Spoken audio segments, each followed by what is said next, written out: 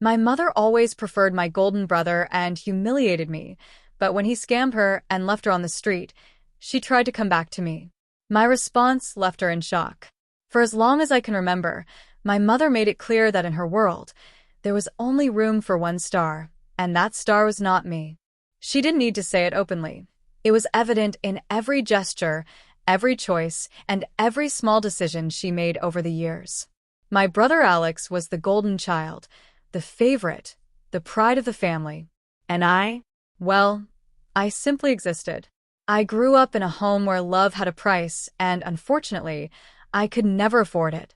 My mother had a unique ability to make me feel like a burden without even raising her voice. It wasn't direct insults or physical abuse. It was the way she sighed with exasperation every time I entered the room, the way her gaze hardened when she spoke to me, the total indifference when I needed something, in contrast to the unwavering devotion she had for my brother. From a young age, I knew that affection in our house was distributed unequally. If Alex broke something, she would say he was just a child and that I shouldn't worry so much. If I, on the other hand, made the smallest mistake, her eyes would burn with that cold fire, and she would remind me with a frosty smile that girls must be responsible. I remember once, when I was 8 years old, I wanted to make her a drawing at school for Mother's Day. I put all my effort into it, using my newest crayons, the ones I had saved for a special occasion. I ran home excitedly and handed it to her, hoping for a small sign of joy, a gesture of pride. But instead, she barely glanced at it before pursing her lips and saying that drawings were pointless and that she had no time for such nonsense. The following week, I saw one of Alex's scribbled drawings stuck to the fridge with a heart-shaped magnet, his name written in big, clumsy letters. That was how the years went by. Every one of Alex's birthdays was a grand event, with balloons, gifts, and a cake that looked straight out of a bakery catalog. My birthdays, on the other hand, were a shadow of his.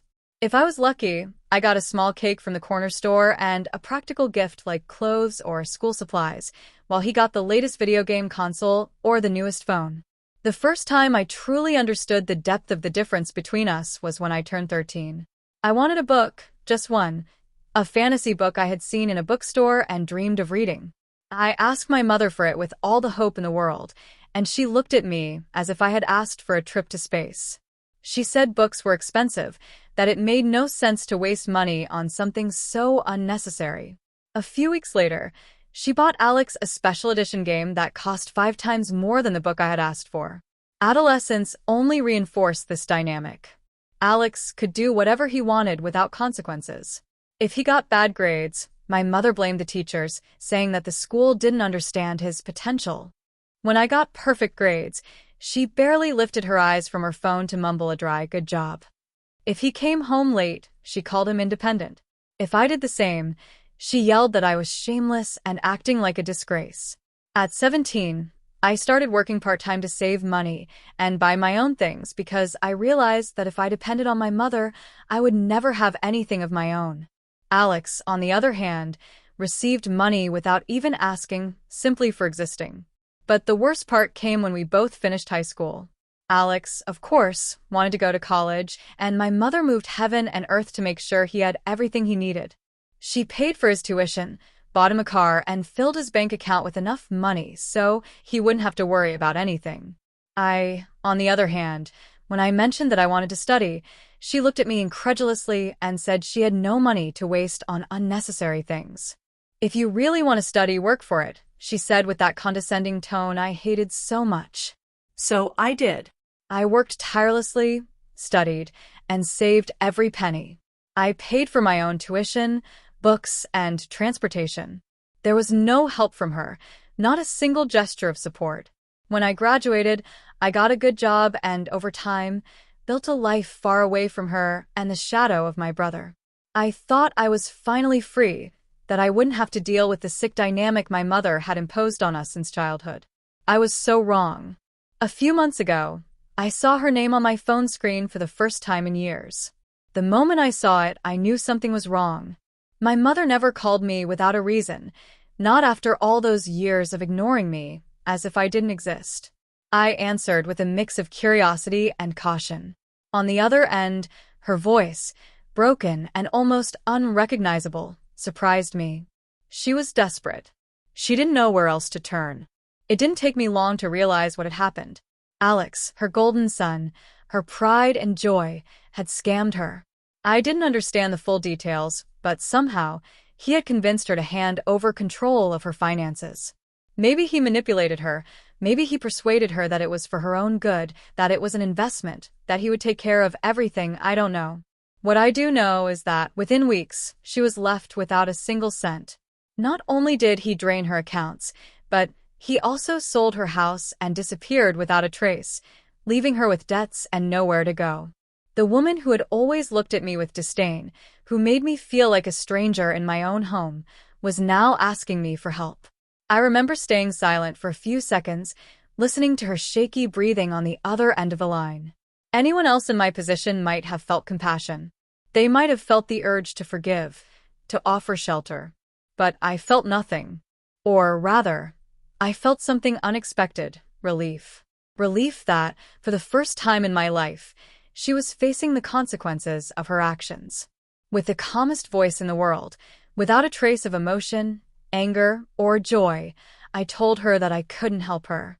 Everyone has to learn to manage on their own, I said, just as she had told me so many times before. The silence that followed was louder than any scream. She hadn't expected that answer.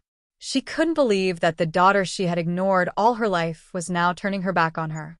But I had nothing more to say. Before she could respond, I hung up. Update 1.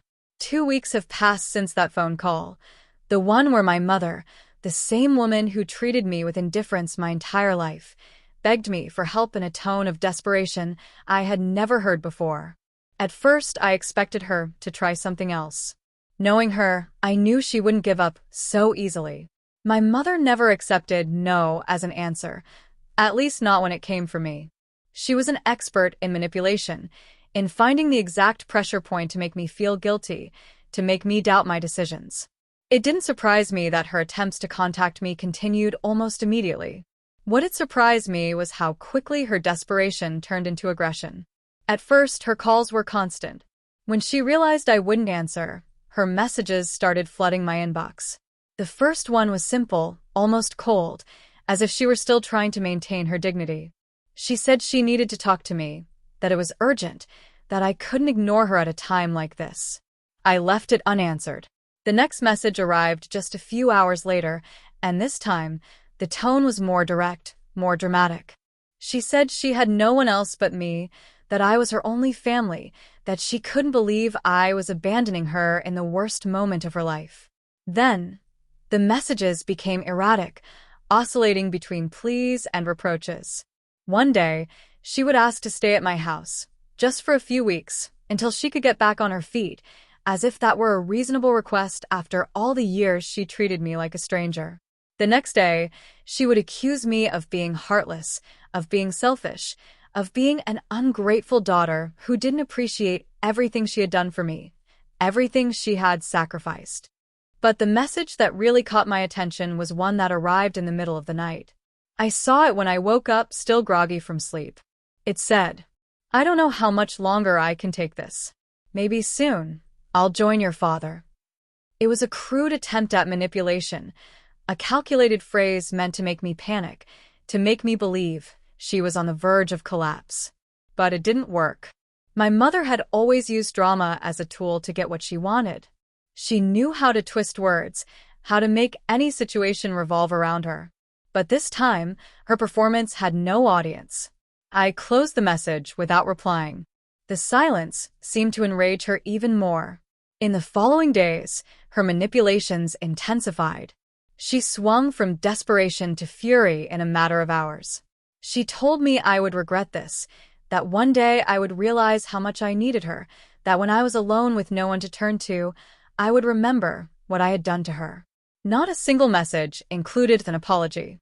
Not a single word of genuine remorse. There was no acknowledgement of what she had done to me, of how she had treated me all those years. Only rage. Because for the first time, I had the power and she couldn't stand it. I thought she would eventually give up, that she would accept the situation and realize there was no point in continuing. But no. 2 days later, she showed up at my door. Update 2. It had been years since I had last seen her, and the image I had in my mind didn't match the woman standing in front of me. Her clothes were wrinkled, her makeup smudged as if she had been crying before arriving. Her eyes, always cold and calculating, were now filled with something that, at first, I mistook for sadness, but then I recognized it as frustration. I stood at the door, silent, waiting for her to speak first. Finally, after a long sigh, she said, "I don't understand how you can do this to me after everything I've done for you." It was that sentence, the audacity of that sentence, that made the years of pent-up anger explode inside me. I couldn't believe she still had the nerve to say something like that, as if she truly thought she had been a good mother, as if she genuinely believed she had given me anything other than neglect and obligations that were never mine to bear. I took a deep breath, and for the first time in my life, I said everything I had kept bottled up for years. I reminded her of every time she belittled me, every sacrifice I made while she wasted her love and money on Alex, every time she made me feel invisible. I spoke about the Christmases when she took away the little I had to give it to him, the times she treated me like a burden, the way she abandoned me when I needed her most. I told her that it was not my responsibility to fix the disaster she had created, that I had no reason to feel compassion for someone who had never felt even an ounce of compassion for me. She looked at me in disbelief, as if she couldn't process what she was hearing. Her mouth opened and closed several times, searching for a response, a justification, something she could say to regain control of the situation. But she found nothing, because there was nothing she could say to erase what had happened. Finally, in a much softer voice, as if she were still trying to appeal to some part of me that might feel sorry for her, she murmured, "I have nowhere to go." I stood my ground. I reminded her that she had spent my entire life teaching me that I had to fend for myself, that I had to learn to survive without anyone's help. So now, I told her, I'm asking you to do the same. The moment I closed the door in her face was liberating. It was the closure I never thought I would have. I felt no guilt, no regret, only peace. And in that moment I knew, no matter what she did next, no matter how many more attempts she made to manipulate me, no matter how many lies she told others about me, I was finally free. It has been 4 months since my mother tried to use the law to force me to support her. Since her attempt at public manipulation backfired. Since, for the first time in my life, I felt truly free from her shadow. During this time, everything has been strangely quiet. No more calls from relatives demanding that I do the right thing. No more social media posts trying to drag me back into her narrative of victimhood. For the first time in a long time, I have been able to breathe without feeling the constant pressure of her existence in my life. But peace never lasts long when it comes to someone like my mother. A few days ago, I received an unexpected message from a cousin I hadn't spoken to in years. It wasn't a message of reproach, nor an attempt at manipulation like the ones I had received before. It was brief, almost indifferent, as if she was merely fulfilling a duty to inform me of something she thought I should know. She told me that my mother was living in a homeless shelter, that her situation was worse than anyone had imagined, and that, although no one in the family was saying it outright, many believed that sooner or later she would come looking for me again. When I read the message, I didn't feel the satisfaction I thought I would. There was no rush of triumph, no sense of victory. What I felt was something colder, deeper. It was the confirmation of something I had always known. My mother never had a plan. She never thought about the consequences of her actions. She never imagined a future in which she wouldn't be able to control the people around her. She always assumed that, no matter what she did, someone would be there to save her. And when her last attempt to use me failed, when the family grew tired of her drama, when society didn't react the way she expected, she found herself in a void from which she couldn't escape. I didn't ask for more details. I didn't want to know how she was living or what her day-to-day life was like. Not because I didn't care at all, but because I knew that any piece of information I received would be used against me. as if simply knowing about her suffering would make me responsible for fixing it. I thought maybe this would be the definitive end, that she would finally understand that she had no hold over me anymore. But a week later, as I was leaving work, I saw her. She was standing a short distance from the entrance to my office building, her posture hunched, her face gaunt. I didn't know how long she had been there, whether she had been waiting since morning or if she had simply taken a chance that I would see her at that moment. But when our eyes met, I felt a strange sense of déjà vu. A reflection of all the times in my childhood when I searched desperately for a sign of love or approval in her face, and only found indifference. She didn't approach me immediately. She stayed still, as if waiting to see how I would react. Maybe she thought I would stop, that I would run to her, filled with concern and questions, that I would finally give in under the weight of guilt. But I didn't. I walked past her without stopping, not out of cruelty, not out of a desire to humiliate her, but simply because my life and hers were no longer connected. But she wasn't ready to accept that answer. Just a few steps past her, I heard her voice, trembling, but loud enough to make sure I heard. I have nowhere to go. No one is helping me. I can't believe my own daughter is treating me like a stranger. Her voice was a mix of resentment and desperation, as if she still couldn't accept that she had already played her last card and lost. I didn't respond immediately. I turned to look at her. All my life, my mother had presented herself as a strong woman, someone with an unbreakable will, someone who controlled everything and everyone around her. But at that moment, the image before me was of a broken person. Not because life had treated her unfairly, but because she never learned how to live without using others. When I finally spoke, my voice was firm, with no trace of doubt. I told her that she had chosen this path, that she had many chances to do things differently, that she couldn't come to me now and pretend that none of it had happened. My mother, with the same stubbornness as always, tried to defend herself. You don't understand how hard this is. You have no idea what it means to be completely alone in the world. But her words had no effect on me, because the irony of her statement was obvious. I didn't know what it meant to be alone. I had known it since childhood, when she made it clear that I would never be her priority. I had known it when I had to build my life from scratch, while watching her give Alex everything. I didn't want to prolong the conversation. It wasn't worth it. But before I turned away, I told her something I knew would hit harder than any insult or reproach. I told her that now I understood why she had always protected Alex so much, why she preferred him above all else, why she always ignored his mistakes. You did it because, deep down, you knew he was a version of yourself. Selfish, manipulative, incapable of seeing beyond his own needs. It was never about maternal love, it was just affinity. You saw yourself in him, and that's why you bet everything on him. And now, that reflection has devoured you. For the first time in the conversation, I saw her mask crack. She had no response. I didn't wait to see if she would try to say anything else. I simply turned around and kept walking. I don't know if she will try to contact me again. I don't know if this will be the last time I see her, or if she still has more tricks left. But what I do know is that there is nothing she can say or do to make me go back. Because now, she is exactly where she always wanted me to be. Alone. With no one to turn to. Facing the consequences of her own decisions. Final update. It has been 6 months since I last saw my mother outside my workplace. Since that final conversation. The one where, for the first time in my life, I felt that she no longer had any power over me. That whatever influence she once had was completely gone.